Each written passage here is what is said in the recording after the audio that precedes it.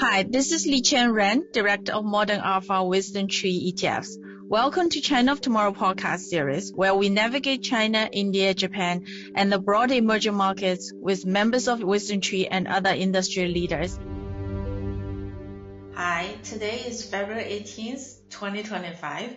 Today we are going to talk about China this Monday local time, quite a very high level important meeting of President Xi and almost all the who's of the Chinese private entrepreneurs, non-state-owned entrepreneurs.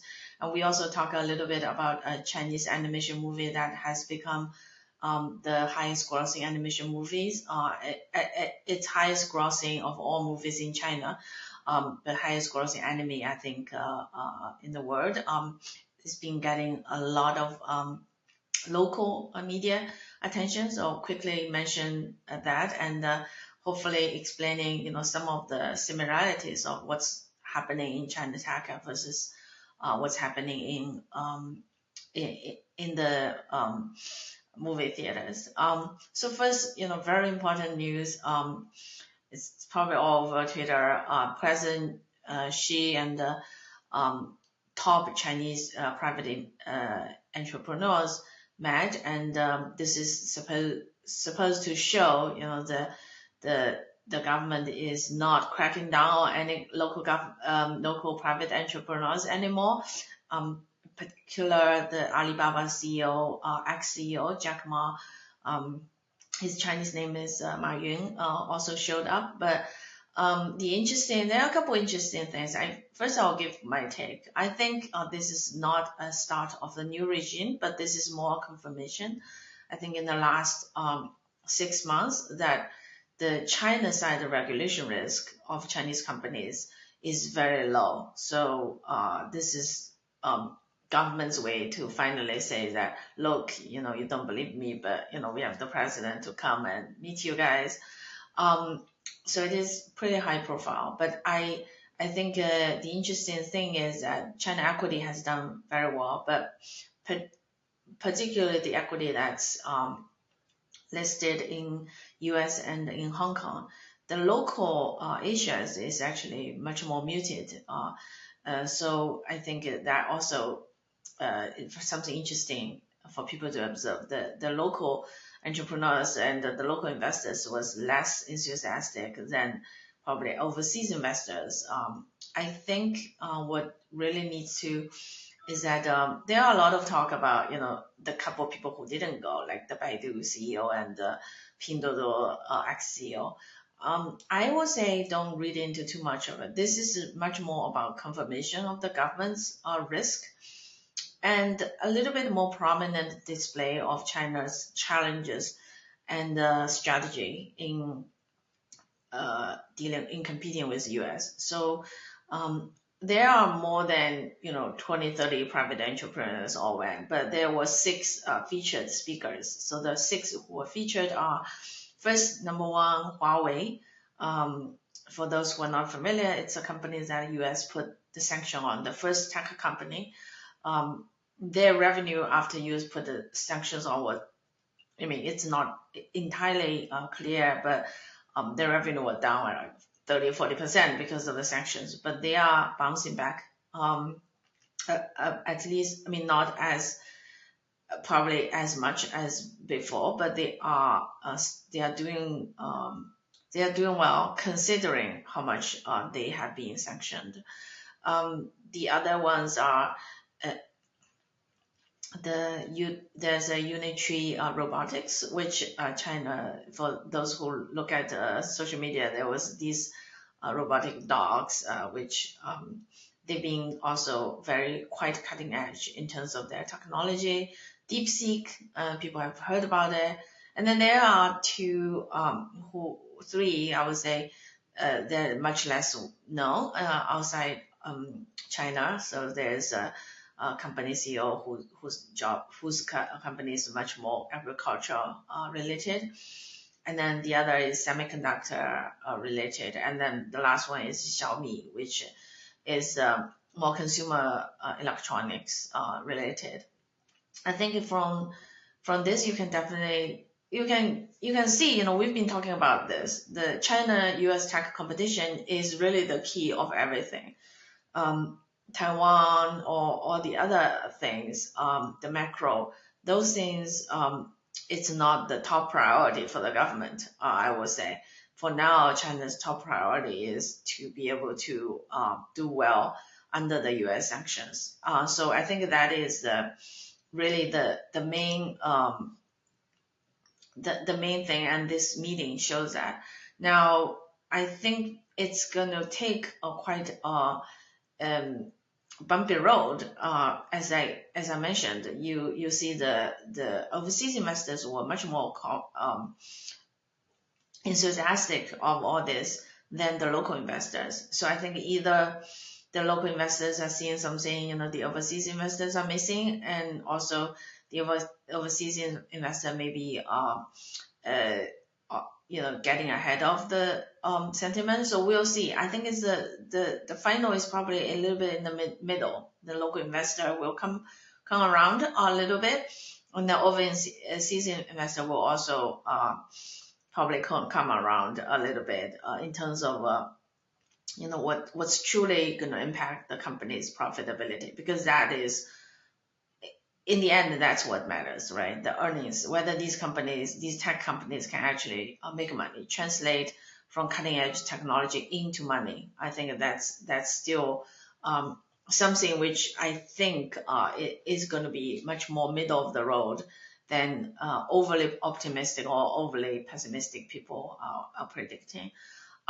So again, you can follow me on Twitter. We sometimes, when there's big event like this, I will try to tweet. There's another side issue, interesting thing, which if you really pay attention to China, I would say there's a movie which is called Ne Zha. That's the second series. The first one about 6 years ago was a very, very successful film, but the second one is becoming the highest grossing Chinese film of all time. It's being played in the US. I think most people who are Chinese American probably has gone seeing it. I think in the US box office is closer to 11, 12 million. So given if it's $10 per ticket, so it's about 1 million people seeing it. A lot of them are probably Chinese American, because I've seen people around me who's taken kids to go see the movie. The movie is in Chinese with subtitle, and I did the same too. Partly is to understand what's going on in China. Partly is the movie. My kids give it 8. I think it's not a bad movie. It's a pretty interesting movie, but for people who I think the thing is that like animation, China was never a leader before, and now China is making commercially successful. Now, obviously, it's still locally successful, but the goal is that whether it can make a successful overseas as well. And this is a little bit like a China tech. There are several industries China is trying to move up the technology chain. So I think ultimately the movie is more about parental love. It's about two-boy friendship. So these are things that can ordinary people can actually understand. But obviously, it has a lot of Chinese culture background. It has a lot of Taoism ideas in it, like the yin yang. The two boys representing the so-called evil and the good, but they actually more powerful when they are together. So a lot of these things that that's specific to Chinese culture. If you are interested, I will actually recommend see the movie. It was the English subtitle was translated pretty well. I took a friend, a kid who doesn't know Chinese, and went with us to the movie, and he also gave an 8. So I think there are some things that kids love in the movie. But again, all this I think ties back to this idea that China has really not changed much macroeconomic wise. The housing sector, the consumption is still weak.